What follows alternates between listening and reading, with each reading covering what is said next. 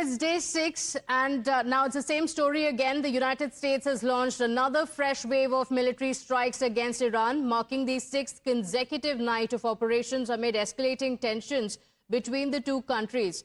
According to the U.S. Central Command, these strikes began at 2 p.m. and are aimed at further degrading Iran's military capabilities. This is what the official statement of the U.S. goes on to say as well, that a fresh wave of attacks have been launched on Iran. Again, it is to degrade the military capabilities of Iran. We have more breaking updates coming in because in his address to the nation, Trump has also said that they are winning the war in Iran and that their labor will bear fruit. Here is what he said. He went on to, in fact, say that we are winning the war, but you'd remember this is not the first time that Trump has said it. He has said that we won the war. He said we are winning the war, and then he said Iran will have to pay a very heavy price, Akanksha.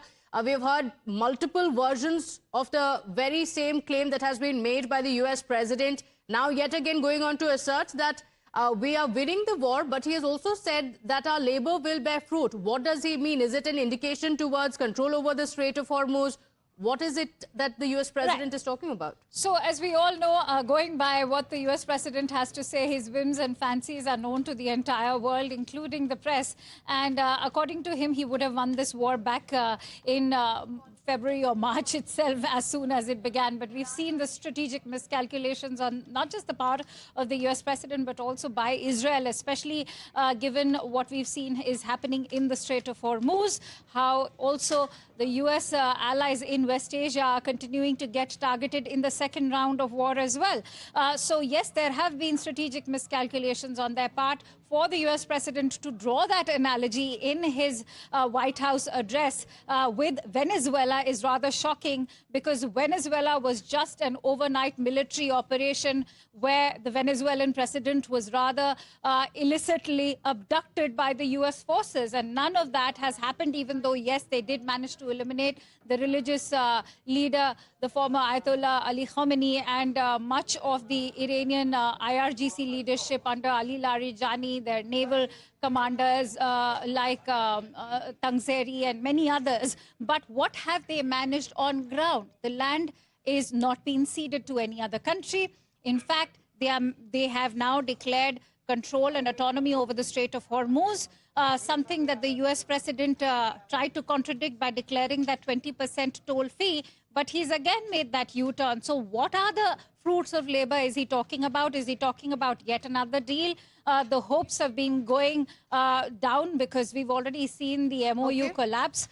What are these fruits of labor that he's speaking about? This when, say, his own allies, particularly Bahrain, Kuwait and Jordan, are again in the line of fire. In fact, the 5th Naval Fleet of the United States has been badly battered, from what sources are telling us, in Bahrain. In Kuwait, too, their military installations, whether it is drone hangars in Jordan or, say, their refueling facilities, their fuel depots, all of them are being targeted one by one. Absolutely. And the U.S. president has again gone on to make that claim. Let's play that out. Here is what the U.S. president had to say about the war, saying that we are winning this. And you will see the fruits of that labor very, very shortly. America is back and doing really well, but we still have a major challenge that must be urgently addressed, because no country can be great without fair and honest elections. All right, we have more breaking updates now coming in. The United States has intensified the enforcement of its naval blockade measures in the Gulf region, with U.S. forces tightening surveillance on maritime traffic near the Strait of Hormuz. Now, according to the U.S. Central Command, U.S. Marines boarded the commercial vessel MT Wen Yao in the Gulf of Oman as part of efforts to enforce the blockade, while 3 commercial vessels have reportedly been turned away and 1 vessel disabled for allegedly defying restrictions.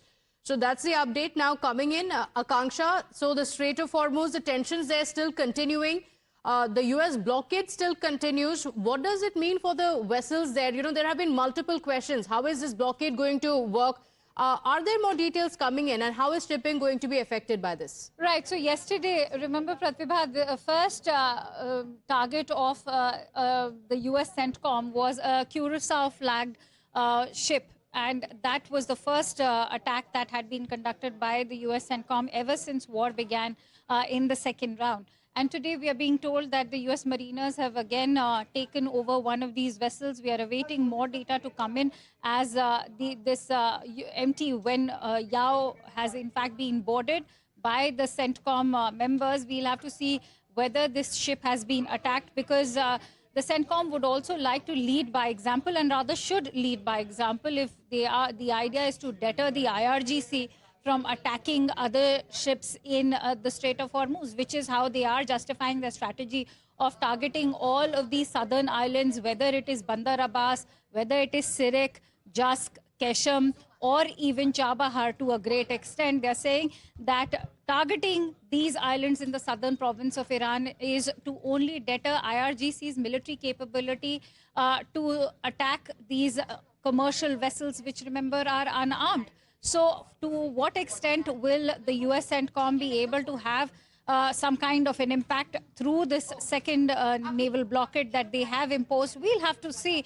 But the situation in the Strait of Hormuz remains extremely tense, especially for countries in the Asian subcontinent, for countries like India, China, Turkey, Pakistan, all of which, Sri Lanka, Bangladesh, depend on the strait for their own oil and energy needs, not to forget very many other African nations as well. Absolutely. Strait of Hormuz is the world's most important oil transit choke point, and the US had initially said that it is an international waterway and Iran can have no control. Now the US blockade continues and the countries are getting affected by it. Akanksha, thank you for getting us all those updates.